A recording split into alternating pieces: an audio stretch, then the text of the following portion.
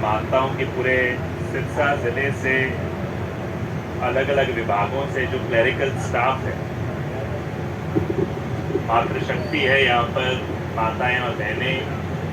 मेरे मैं कहूँगा कि बड़े भाई यहाँ पर जो उपस्थित हैं, और पूरा CAWS का जो हमारा जो नेतृत्व कर रहे हैं यहाँ पे ज़िले में भी, और मैं मानता हूँ कि स्टेट से भी यहाँ पर लोग हैं। मैं आप सभी का सर्वप्रथम तो दिल की गहराइयों से धन्यवाद करूँगा कि आप लोगों ने इस मंच पर जो मेरी हौसला अफजाई की है, उसके लिए मैं आपका तहे दिल से आभार और धन्यवाद भी करूँगा। और जिस गर्मजोशी के साथ आप इस संघर्ष को, इस आंदोलन को चला रहे हैं, उसके लिए भी आप लोग बधाई के पात्र हैं। साथ ही इस मंच को मैं मानता हूँ और ज़्यादा ताकत दे रहे हमारे बहुत ही सम्मानित अमीर चंद चावला जी की भी यहाँ पर उपस्थित है, हमारे मास्टर दिलीप सिंह जी जो बहुत लंबे समय से मेरे साथ, मेरे पिताजी के साथ भी और वैसे भी कर्मचारियों के लिए हमेशा कहीं ना कहीं संघर्ष करते हैं, राम सिंह जी, कपिल सारोगी जी और सभी जो यहाँ पर साथीगण, हमारे गजानंद जी और सभी जो साथीगण यहाँ पर उपस्थित हैं, मैं सबका आभार व्यक्त करूँगा कि आज आपके इस अभियान को और ताकत देने के लिए वह भी अपना कीमती समय निकाल कर आए। अभी जैसे इन्होंने कहा कि विधानसभा के स्तर पर शायद मैं वह पहला विधायक था जिन्होंने आपकी मांग को रखने का काम किया, और जैसे उन्होंने कहा कि आप हमें और ताकत देने का काम करें और हम भी आपका ख्याल रखेंगे, तो मैं उसके लिए तो आभार व्यक्त करता हूँ। मगर मैं शायद उस तरह का एक शख्स भी हूँ और शायद उस मामले में अनूठा विधायक भी हूँ कि मेरे लिए कोई भी मुद्दा जो है, जितने भी मुद्दे मैं कोशिश करता हूँ विधानसभा में उठाने के लिए भी, ज़्यादातर कोई पर्सनल या व्यक्तिगत स्वार्थ से नहीं जुड़े होते। कहीं ना कहीं अगर मुझे कोई मुद्दा मुझे लगता है सही है और जिसकी मैं अपनी ताकत को जिसके अंदर इस्तेमाल कर सकता हूँ, जिनके बेहतरी के लिए, जिनके हित के लिए, उसके लिए हमेशा प्रयास करता हूँ, सच्चे मन से प्रयास करता हूँ। पहले भी, और मैं मानता हूँ विधानसभा, शायद ये मैंने पहुँचने के बाद भी देखा, मगर विधानसभा और हर एक, मैं मानता हूँ जो सिस्टम है, जैसे आज आपके एक यूनियन है, यूनियन की अपनी एक ताकत है, और जो विधानसभा है, जो पटल है, उसकी एक अपनी ताकत मैं मानता हूँ। अगर उसका सही इस्तेमाल किया जाए तो जनहित के कई मुद्दों को हम कोशिश करके विपक्ष में होकर भी उस पर प्रयास कर सकते हैं। और मेरी जो पिछला 3 साल रहा, यही मैंने कोशिश की कि इस विधानसभा के पटल का सही इस्तेमाल कर जिन जिन मुद्दों के ऊपर प्रयास करके हम कुछ सफलता ले सकते हैं, वो सफलता हासिल करने का प्रयास किया। और उसकी ताकत का सबसे बड़ा उदाहरण है, मैंने सबसे पहले एक मुद्दा उठाया था EWS के लिए, इकोनॉमिकली वीकर सेक्शन। जब मैं नया विधायक बना था, मेरे पास भी कोई खास ऐसा नहीं था कि तजुर्बा था, बट कुछ साथी मेरे पास आए, उन्होंने कहा विधायक जी, हम सभी विधायकों के पास भी गए, सीनियर विधायकों के पास भी गए, सरकार के पास भी गए, और हमारी एक मांग है कि जो पुलिस कर्मी जो भर्ती होती है, पुलिस की भर्ती होती है, उस भर्ती के अंदर जो EWS का प्रावधान है सरकार का, उसमें कोई एज रिलैक्सेशन का प्रावधान नहीं है। जैसे SC वर्ग को मिलता है, OBC वर्ग को मिलता है, हमारे EWS को आपने एक कैटेगरी तो बना दी कि भी इसको स्पेशल ताकत देने की सरकार बात करती है, पर उसमें एज रिलैक्सेशन का प्रावधान नहीं है। जब आप एग्जाम्स देते हो तो आपको, हमें एक साधारण श्रेणी के हिसाब से ही हमें मौका दिया जाता है, और जो बहुत बड़ी खामी, और मुझे समझ आया कि अगर आप ताकत देना चाहते हो EWS वर्ग को,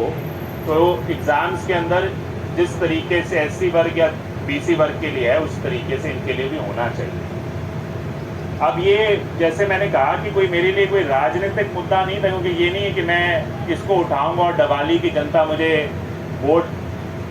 देने का काम करेगी, पर मुझे लगा ये मुद्दा सही है और इनको हक मिलना चाहिए। और मैं नया विधायक था तो मैं निसंकोच मुख्यमंत्री जी के पास गया और मैंने उन्हें तथ्य दिए, क्योंकि राजस्थान का और हिमाचल का और बाकी स्टेट्स में जो था EWS का, वहाँ पर एज रिलैक्सेशन का प्रावधान था पुलिस कर्मियों की जो भर्ती होती थी, मगर हमारे यहाँ पर नहीं था। और उस मुद्दे को मैंने मुख्यमंत्री जी को भी समझाया, उनको भी उस समय समझ आया। उन्होंने कहा कि देखेंगे जांच पड़ताल, मगर कोई आगे बनी नहीं बात, तो मैंने विधानसभा में 2 बार उठाया और आखिर बार मुख्यमंत्री जी ने इसकी विधानसभा में घोषणा की कि हम EWS को एज रिलैक्सेशन का प्रावधान करेंगे।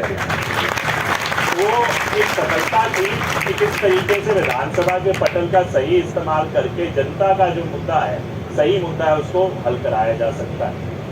उसी का एक और छोटा उदाहरण था, जब मेरी एक सबसे बड़ी जो कोशिश है, क्योंकि जो सिरसा जिले और स्टेट के लिए और खास करके हमारे डवाली हल्के के लिए मैं मानता हूँ, जो नशे की समस्या है, और इसके लिए मैं पहले दिन से लगा रहा। और उस समस्या को दूर करने के लिए केवल मैं मानता हूँ बातें करने से, नारे देने से, सरकार को कोसने से बात नहीं बनेगी। बात बनेगी अगर हम कुछ में बदलाव लेकर आएँ। और हमारा मेरी सोच थी कि भाई डवाली को पुलिस जिला बनाया जाए, कि वहाँ पर SP महोदय बैठे, पूरी पुलिस की ताकत हो, तब शायद डवाली जैसे जो 2 राज्यों से सटा हुआ क्षेत्र है, वहाँ कुछ ना कुछ बदलाव आएगा। अब मैं ये कह सकता था मैं विपक्ष में हूँ, कौन मेरी बात मानेगा, मगर प्रयास थे कि अगर आपको सही मायने में एक सोच है कि ये बदलाव आना ज़रूरी है, तो आप उस पर लग जाते हैं। और मैंने हर एक विधानसभा सत्र में तकरीबन किसी ना किसी तरीके से इस मुद्दे को उठाया। मुख्यमंत्री जी से फिर मिला कि ये बहुत ज़रूरी बात है, और मुझे पता था इस पर राजनीति होगी। अगर ये पुलिस जिला बनता है और एक विपक्ष के विधायक के कहने से बनता है, तो राजनीतिक रूप से आपको पता है उसके मायने क्या होते हैं। तो सरकार ने उसमें बड़ा ढील दी, 3 साल तक नहीं हुआ। आखिरकार पिछले विधानसभा सत्र में मैंने सरकार को एक चेतावनी भी दी थी, अल्टीमेटम भी दिया था कि अगर आपने आने वाले समय में नहीं किया तो हमारे पास जन आंदोलन ही एकमात्र विकल्प रहेगा। मुझे खुशी है आखिरकार सरकार ने, मुख्यमंत्री जी ने मेरी बात को शायद माना, गौर किया। तो जो 3 महीने पहले यहाँ पर डवाली में आए थे, और कुछ घोषणा तो नहीं हुई, कम से कम ये घोषणा ज़रूर करके गए कि डवाली को तो आने वाले 15 अगस्त से डवाली पुलिस जिला होगा और वहाँ पर SP महोदय बैठेंगे। तो इस तरह की कुछ और भी घटनाएं हैं। मैं ज़्यादा समय आप लोगों का ना लेता हुई, लंच का भी आप लोगों का समय, तो यही कहने की मेरी भूमिका का मकसद ये था कि अगर प्रयास करते हैं, मेरी हमेशा एक ही सोच है, कोशिश करने वालों की हार नहीं होती। अगर हम सही मुद्दे पे सही तथ्यों के साथ कोशिश करेंगे तो कुछ ना कुछ कहीं ना कहीं ज़रूर सफलता मिलेगी। संघर्ष लंबा ज़रूर हो सकता है। ये भी मैं कहना चाहूँगा, ये भी आप लोगों से जुड़ा हुआ है कि जो ओल्ड पेंशन स्कीम है, अब जो बहुत बड़ा मुद्दा देश भर में बना, जब शुरुआत हुई थी इसका भी, तो सबसे पहला विधायक जिसने ओल्ड पेंशन स्कीम का भी मुद्दा हरियाणा की विधानसभा में उठाया था, वो भी मैं था। उसके साथ साथ बाद में हमारे विधायक जो हैं दादा गौतम, उन्होंने भी बात रखी थी। क्योंकि उस समय भी कुछ साथी जो आपके प्रदेश कार्यकारिणी के अध्यक्ष हैं, वो मुझे मिलने आए थे कि भाई साहब हम आपसे, तो मैंने कहा कि मुझ जैसे नए विधायक की आवाज़ कौन सुनेगा, आपके पास बड़े बड़े विधायक हैं, आप उनके पास कहते, सभी से हमने बात की है, मगर हमें उम्मीद है शायद आप बात रखेंगे। तो वो EWS और वो मैंने सबसे पहले जो मुद्दे उठाए थे, और मुझे खुशी है आखिरकार वो बढ़ते बढ़ते एक बहुत बड़ा, जितनी मैं अपनी छोटी भूमिका निभा सका, मगर आज पूरे देश का मुद्दा है। और कई स्टेट्स ने, कांग्रेस स्टेट्स ने उसको मानने का भी काम किया है। उम्मीद है कि जब हमारी सरकार बनेगी तो उसको भी हम लागू करने का काम करेंगे। तो मैं ज़्यादा ना कहता हुआ यही कहूँगा, आपको विश्वास दिलाऊंगा, जो मैं विधानसभा के पटल की ताकत बता रहा था, पिछली बार भी मुझे कोई ऐसे साथियों ने मिलकर इतना कुछ नहीं कहा था, क्लरिकल स्टाफ ने, कि भी आपने ये मुद्दा उठाना है। कुछ साथियों ने क्या किया कि मैंने एक पोस्ट डाला था अपने सत्र से पहले, शायद 1-2 साल पहले, जब भी मैंने उठाया था 1-1.5 साल पहले, तो उस समय एक पोस्ट डाला था कि जो जो आपके डिमांड्स हैं, मुद्दे हैं, वो कृपया मुझे भेजिए। तो मैं जब पढ़ने लगा तो कई साथियों ने ये 35-400 का मुद्दा फिर मैंने जानकारी ली और मुझे सही लगा और मैंने उठा दिया। मुझे पता भी नहीं था इसका संघर्ष का कौन आगे चला रहा है। अब मैं यही आपको विश्वास दिलाता हूँ, अगला विधानसभा सत्र होगा, अगर सरकार, कई बार क्योंकि समय की बड़ी किल्लत रहती है, कई बार 4 मिनट में कहते हैं कि बैठ जाइए अब आपका समय हो लिया। तो मैंने एक बार कहा था कि यहाँ पे हंसी मजाक का तो समय पूरा दिया जाता है, चुटकुले सुनाने का, किस्से कहानियाँ सुनाने का, और जो मुद्दे की बात करने का समय विधानसभा में कम है। उम्मीद करता हूँ इस बार देंगे तो इस बात को तथ्यों के साथ, क्योंकि कुछ साथियों ने मुझे आज भेजा भी है और बताया भी है कि जैसे जो सरकार ने जो अपना आंकलन दिया है कि भी पंजाब के अंदर पे स्केल आपके बराबर मिल रहा है, मगर वो कह रहे हैं असली में जो तथ्य हैं पंजाब में पे स्केल ज़्यादा है यहाँ के मुकाबले, और वहीं पे हिमाचल का भी मुझे उदाहरण दिया गया। तो ये सारे तथ्यों के साथ कोशिश करूँगा विधानसभा में फिर से आपकी बात उठाने के लिए। और जो नेता प्रतिपक्ष हैं भूपेंद्र सिंह हुड्डा जी, हमारी जब बैठक होगी विधानसभा सेशन से पहले, उनसे भी हम बातचीत करेंगे, आग्रह करेंगे कि किस तरीके से एक यूनाइटेड तरीके से कांग्रेस पार्टी क्लरिकल स्टाफ के इस मुद्दे को विधानसभा में रख सकती है। तो मेरी तरफ से प्रयास जारी रहेंगे। नहीं तो मैं इस तरह की हवा देख रहा हूँ जो आज हरियाणा में बह रही है, हालांकि मैं मानता हूँ ये क्लरिकल स्टाफ हर एक राजनीतिक पार्टी से जुड़ा हो सकता है, बट मैं कांग्रेस से हूँ तो मैं एक राजनीतिक मंच की तरह से भी कह देता हूँ कि आने वाला समय मुझे लगता है बदलाव का है, और अगर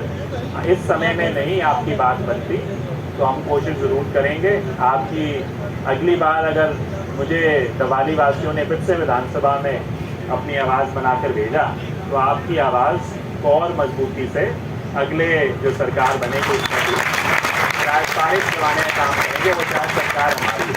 तो सभी का बहुत बहुत धन्यवाद कि आप लोग ने अपना इतना मान सम्मान बढ़ाया, और आप निसंकोच, मैं इतना विश्वास दिला सकता हूँ जितनी मेरे पास ताकत है मैं गंभीरतापूर्वक उसका इस्तेमाल करूँगा। धन्यवाद।